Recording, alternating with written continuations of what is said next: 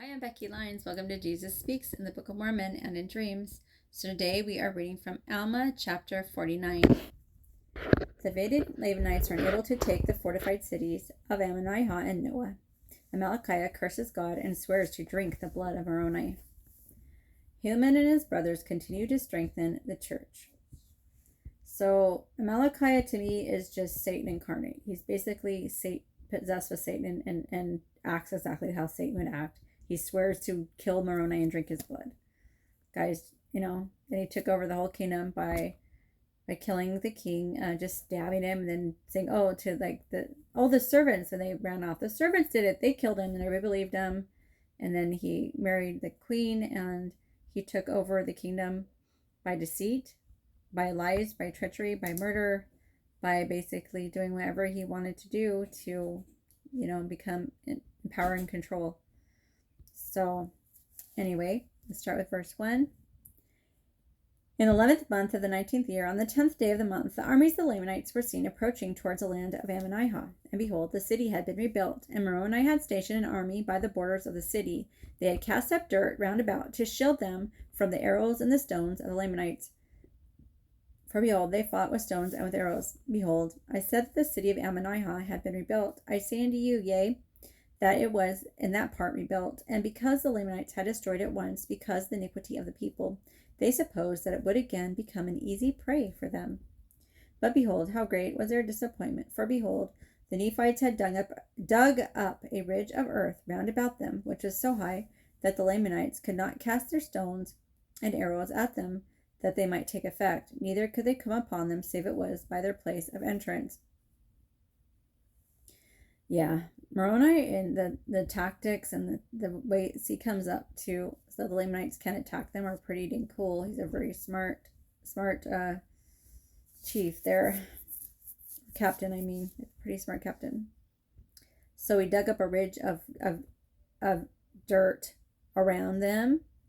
It is so high when the Lamanites would throw stones and arrows, it couldn't touch them. So very smart. Now at the time, the chief captains of the Lamanites were astonished exceedingly because the wisdom of Moroni and the wisdom of the Nephites in preparing their places of security. Now the leaders of the Lamanites had supposed, because of the greatness of their numbers, yea, they supposed that they should be privileged to come upon them as they had hitherto done. Yea, they had also prepared themselves with shields, with breastplates, and they had also prepared themselves with garments of skin, yea, very thick garments to cover their nakedness. And being thus prepared, they supposed that they should easily overpower and subject their brethren the Nephites to the yoke of bondage, or slay and massacre them according to their pleasure. So before, in the last few chapters, the Lamanites were not prepared. They were just wearing loincloths. They didn't have any armor. They weren't prepared for battle, and the Nephites won because they were so unprepared. And plus, they had God on their side, and they had a really smart captain, Moroni, who listened to what God told them to do.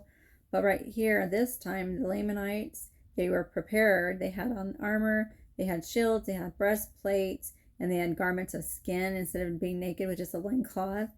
So they thought, because they were so prepared, they had double the amount in their army that they could overpower and subject the Moroni and the Lamanites to their yoke of bondage. But that's not going to happen because they've got God on their side, right? And they're keeping commandments and doing what God's asking. Verse 8, but behold, to their uttermost astonishment, they were prepared for them in a manner which had never been known among the children of Lehi. Now when they are prepared for the Lamanites to battle after the manner of the instructions of Moroni, the Lamanites or the Amalekiahites were exceedingly astonished at the manner of preparation for war. So it shocked the Lamanites, the people that were following Amalickiah, that they were so prepared. So now the king Amalickiah had come down out of the land of Nephi at the head of his army, perhaps that he would have caused the Lamanites to have attacked the Nephites at the city of Ammonihah. For behold, he didn't care not for the blood of his people. Basically, he didn't care if they lived or died. Big surprise there, right? But behold, Amalickiah did not come down himself to battle. And behold, his chief captains durst not attack, and the Nephites at the city of Ammonihah. For Moroni had altered the management of affairs among the Nephites, insomuch the Lamanites were disappointed in their places of retreat, and they could not come upon them. Therefore they retreated into the wilderness, and they took their camps, and they marched towards the land of Noah. supposing them to be the next best place for them to come against the Nephites. For they knew not that Moroni had fortified or built up the forts of security for every city and all the land round about. Therefore they marched forward to the land of Noah with a firm determination. Yea, their chief captains came forward and took an oath that they would destroy the people of the city. But behold, to their astonishment, the city of Noah, which had hitherto been a weak place, had now by the means of Moroni became strong, yea, even to exceed the strength of the city of Ammonihah. And now, behold, this was wisdom in Moroni, for he had supposed that they would be frightened at the city of Ammonihah.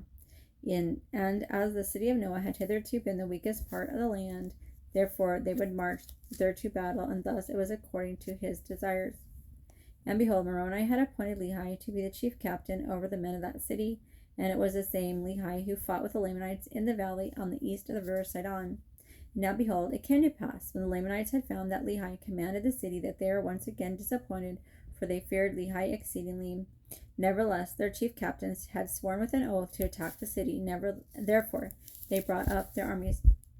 Now behold, the Lamanites could not get into the forts of the security by any other way save by the entrance, because of the highness of the bank which had been thrown up. So, because they built that huge pile of dirt, Moroni had them build that huge